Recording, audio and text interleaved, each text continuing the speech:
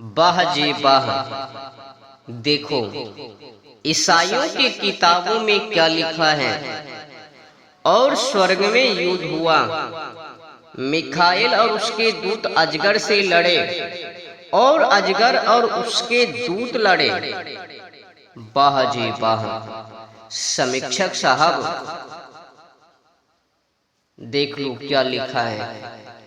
अब मैं उत्तर देता हूं, सुन लो।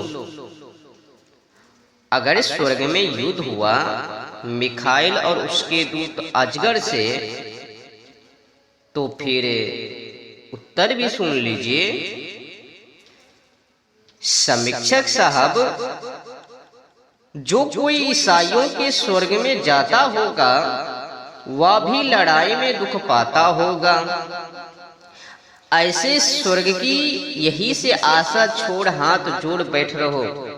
जहां शांति भंग और उपद्रव मचा रहे वह ईसाइयों के योग हैं, क्योंकि ईसाई लोग उसी लायक के हैं।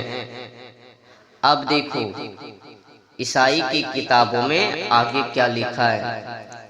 यहाँ पर लिखा है, और वह बड़ा अजगर गिराया गया, हाँ वह प्राचीन सांप जो दियाबल और शैतान कहता है, जो सारे संसार का भरमाने हारा है।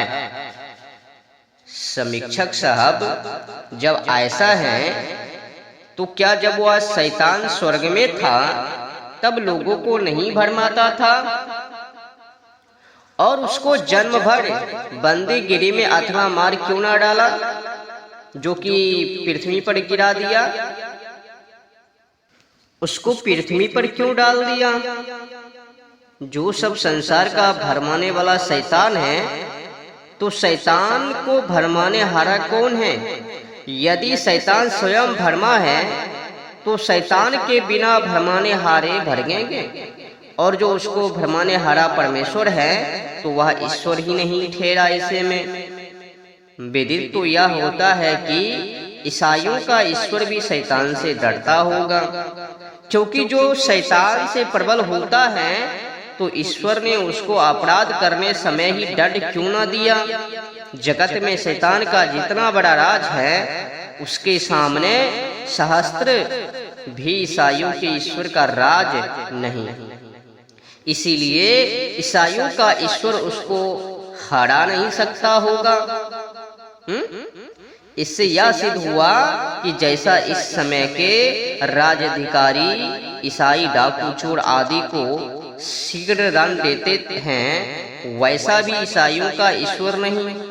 पुनः कौन ऐसा निर्बुद्धि मनुष्य है कि जो वैदिक मत को छोड़कर पोकल ईसाई मत का स्वीकार करे? अब फिर देखो आगे क्या लिखा है।